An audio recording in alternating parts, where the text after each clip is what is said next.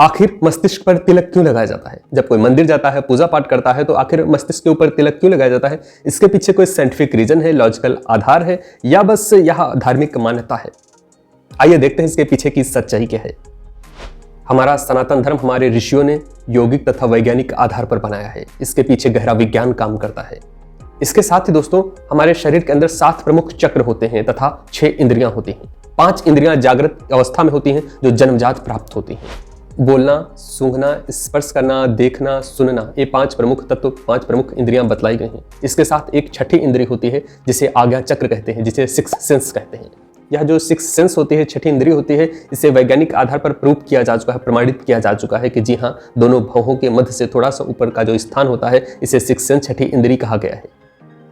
यह जो छठी इंद्रिय होती है, इसे योग तथा मेडिटेशन यानी ध्यान के माध्यम से जागृत किया जाता है।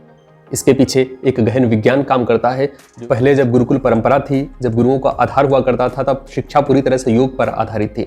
तब इस मस्तिष्क के ऊपर कार्य किया जाता था। योग तथा ध्यान के माध्यम से छठी इंद्रिय को जागृत कर दिया जाता था, जो मन पर पूरी तरह से कंट्रोल रखता था और हमारे मस्तिष्क से पूर्ण रूप से काम लिया जाता था। इसकी शक्ति इतनी पावरफुल होती थी कि लोग अपना धैर्य किसी भी कीमत पर नहीं खोते थे। लेकिन समाज में हो रहे परिवर्तन को ऋषियों ने पहले ही भांप लिया था। इसीलिए ऋषियों ने क्या किया कि जो मस्तिष्क का क्षेत्र है, इसे तिलक के माध्यम से चिन्हित कर दिया। कई तरह की परंपराएं आई, नष्ट होकर चली गई, लेकिन हमारे आधार को शेप सुरक्षित रखने के लिए हमारे ऋषियों ने यहाँ पर तिलक लगाने की परंपरा प्रारंभ कर दी, ताकि यह स्थान हमेशा से चिन्हित कर दिया गया, ताकि हजारों साल बाद भी अगर कोई इससे भटके तब भी याद के लिए यहाँ पर मौजूद यह तिलक याद दिलाएगा कि हमारे परंपरा का हिस्सा है या विशेष स्थान हमारे मस्तिष्क का है।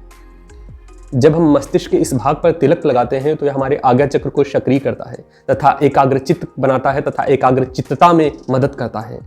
हमारी सनातन संस्कृति में चंदन के तिलक को प्रमुखता दी गई है।